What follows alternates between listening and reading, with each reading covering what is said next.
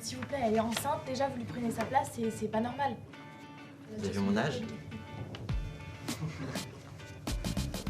Je m'appelle Paul Perriard, j'ai 19 ans, je suis en école de commerce à l'IESEG depuis 2 ans.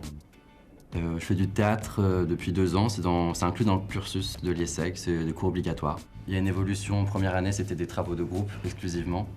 Et en deuxième année, plus particulièrement, c'est des improvisations tout seul et des cartes blanches tout seul. Sous quel prétexte ne faites-vous pas de sushi? L'improvisation, c'est vraiment faire ce qu'on n'aurait jamais osé faire et apprendre sur soi, en fait. Donc c'est un outil qui est très, très efficace. Ah, bravo. Alors pour me présenter, Corinne Barrois, je suis comédienne, metteur en scène et professeure de théâtre. J'ai commencé très jeune dans les métiers artistiques et aujourd'hui j'ai la chance d'intervenir à l'IESEG, une école de management, pour accompagner les élèves vers une prise de parole plus fluide et pour les accompagner aussi dans leur développement personnel. Tu vois, tu vas tout doucement, quoi. Puis après, quand t'es là, t'es dans tes pensées, etc., ouais, ils savent pas pourquoi je suis pas là et tout, pourquoi je suis revenue, machin, mais bon, je suis revenue, nanana. Je l'utilise pour aider les talents à se développer, pour les aider à se lancer dans l'action sans trop réfléchir et à trouver des ressources personnelles qu'ils ne soupçonnaient pas. J'ai bien vu, donc ça marche. On est là, tout comme on n'est pas là, mais ça marche très bien. C'est très bien interprété. L'improvisation apporte le principal aux élèves, c'est le savoir-être.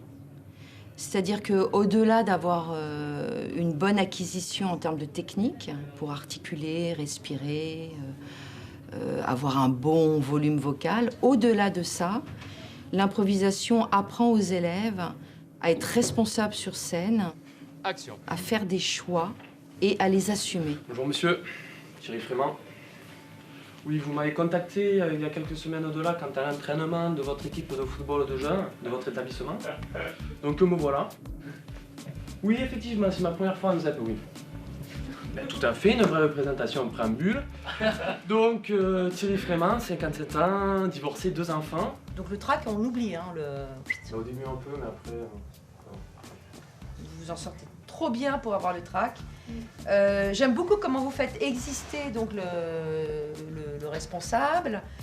Et je pense que quand même, quand vous posez un regard sur votre équipe, je pense que ça devrait être nous. D'accord. Je pense que vous allez pouvoir le soutenir. Ouais. Le projet, c'est de leur faire vivre des ateliers de théâtre ici, qui sont sécurisés pour qu'ils puissent se développer en prise de parole. Et la promesse, c'est justement que plus tard, quand ils seront confrontés, mais très tôt, à une présentation de projet, à une recherche de financement, ou aussi devant leur jury d'école, leur jury de professeurs, c'est vraiment leur permettre d'incarner leur message tout en faisant une communication professionnelle. Donc on est toujours axé sur la prise de parole et l'affirmation de soi en public. Moi, j'ai des exemples de personnes qui étaient très timides et qui, grâce au théâtre, ont su se lâcher. Et après, on voyait vraiment une différence quand elles étaient en projet de groupe. 8h, 10h, midi, 16h sur Europe 1. T'es qui, toi? D'accord? Monsieur Frément. C'est clair? Reçu? Et il y a du lâcher-prise.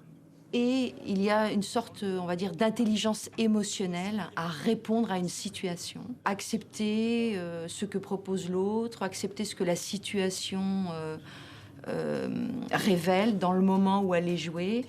Et donc ça oblige à être vraiment dans l'ouverture, dans l'acceptation de ce qui se passe.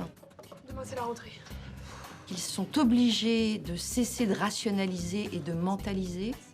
Donc ils doivent faire plus appel à leur ressenti et à leur émotion. Et au final, je trouve que tu le joues très bien et on sent, et c'est fragile, mais en même temps, t'arrives quand même à nous faire sourire, à nous faire rigoler parce que t'arrives à transformer cette fragilité. Vous êtes là pourquoi, vous? Je suis en attente d'une greffe. Une grève de quoi? Ça permet d'avoir confiance en soi, Bah ça, la picole et la drogue, hein, merci. Hein. de On est mieux pas s'exprimer à que- l'oral, de savoir les bons gestes, qui regarder, où regarder. On est fait pour être des managers, pour diriger des équipes.